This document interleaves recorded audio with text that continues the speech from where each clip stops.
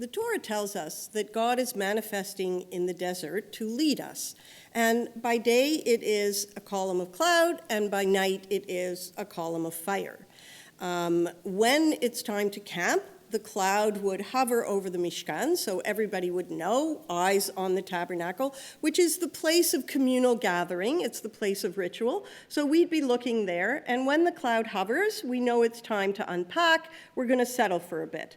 But we don't know how long that is, so we keep watching. The cloud could stay hovering for a day. It could stay for a week. But we also know it could stay for a year. It could stay for more. And we don't know why. We don't know how long it will be. We don't know what to expect. And there's no reason given for it, and there's no explanation after about why that amount of time and not any other amount of time. But when we look at the process of what's happening, we know that we're transitioning from Egypt, and we're moving away from slavery. And now what's happening is that we want to stop looking at Pharaoh and the reality of slavery. Slavery in Pharaoh was that reality where we could question nothing. It is what it is. We live how we live. The laws could change, and you just accept it, because that's the reality of a slave. A slave is never to question anything. But when we're being brought into the wilderness and given the Torah, and our eyes are now turning to God, we understand that Torah is telling us to question everything. And so we're really looking at two extreme changes from understanding Pharaoh is the God, where you're not allowed to question anything, and God is truly the creator of the universe, telling us, now learn to question. Question everything. Raise it, discuss it, discourse it. And how are we getting from one to the other? It would make perfect sense in that regard for God to manifest through something we're familiar with, so we won't question its appearance. When we look at it, we know what a cloud is, we know what fire is. We're not going to question what that is. We're very comfortable with knowing what it is. But what happens is it starts to behave in ways that it doesn't usually behave, so we begin to wonder. And we're going to keep looking at it because it isn't what it appears to be. And when we look actually at cloud and fire, we recognize that the choice of those are interesting because it also represents two extremes. When we look at a column, a cloud, it's water vapor. And when we look at burning energy of fire, we recognize that those two don't coexist. They're actually natural opposites to each other because one will extinguish the other, or one will cause the other to evaporate and disappear. They really shouldn't coexist. They are two extremes. And those are the extremes we're talking about, where Israel needs to transition from the reality of slavery in Egypt to the reality of freedom through Torah. And so what we see is we're watching Israel learning about what it is with divine leadership, what it is when God is manifesting this way. And the brilliance of the cloud and the fire is that, first of all, it's practical because the cloud will give shade in a desert where the sun is really the threat and everybody needs the shade of the cloud. And the water vapors, which are so dear and rare in the desert. And then at night, the temperature drops in the desert and it gets very cold, but now there's fire. And the fire will be able to warm everybody. So there's a practical sense to it. There's also the fact that these are natural things. They're not supernatural things. They actually are behaving in unusual ways, but the element itself is part of nature.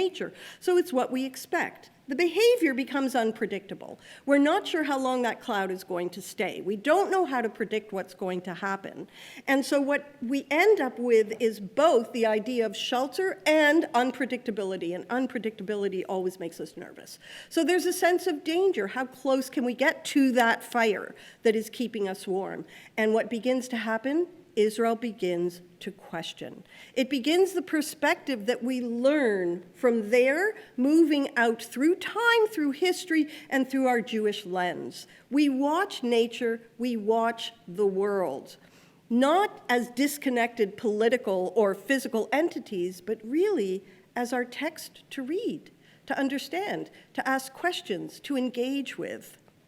Things seem familiar, but now they're going to invite our curiosity because we were taught in the desert to do that. And then we were given a Torah in the wilderness that was expressing that way on a mountain that exhibited strange natural elements. And 600,000 of us stood there and heard 600,000 uniquely different things.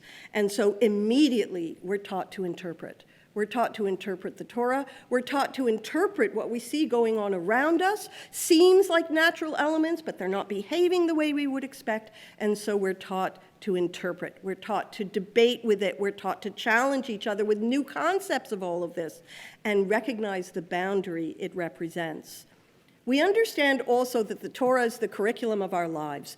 Everything that we will see, the world we live in, will be able to root it somehow and put it back into the Torah to understand its manifesting and its values.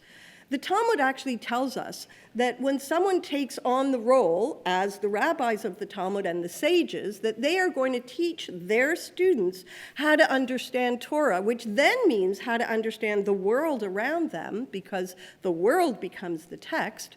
There was one rabbi whose student followed him everywhere, all of his private moments. So he would watch him eat because he wanted to know how is he organizing the food and eating. And then later he would follow him into the ancient washroom because he wanted to know, well, how is that happening? And then the text tells us that at night, the rabbi becomes aware that as he is beginning to be intimate with his wife, the student is in the room. And he turns to the student and gets mad at him and yells at him and says, "Are there no limits? Is there no boundary to what you want from me?" And the student answers and says, "No, there are no limits, because everything is Torah and I need to learn it." And so it becomes this real tension between how much we demand of each other for growth and for learning and for Torah, and what are the boundaries of privacy, and how do we actually juggle all of that to create and keep it thriving. But it's a struggle we want. It's the kind of thing we enjoy because we want to figure that out. When we look at how to interpret the Torah, and then how I take that to interpret my world, I learn that the world will read like a text.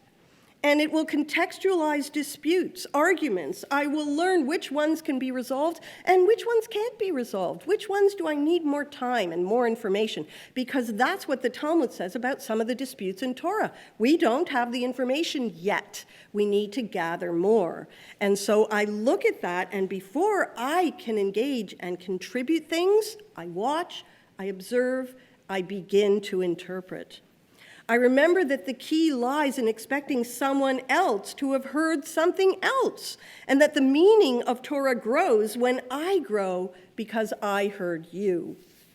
God chose to manifest in the desert through the things I will see in the world when I leave the desert. God could have just shouted at everybody, "Time to pack," or said nothing and just told Moses, "Tell everybody to pack." But those aren't the choices that were being made. God manifests through fire and cloud. And the power of that is that I don't see God. I see God manifesting in the world. I see something I try to understand and learn how to then derive meaning from the things that are all around me. I also learn not to expect a thundering God and not to expect a silent one.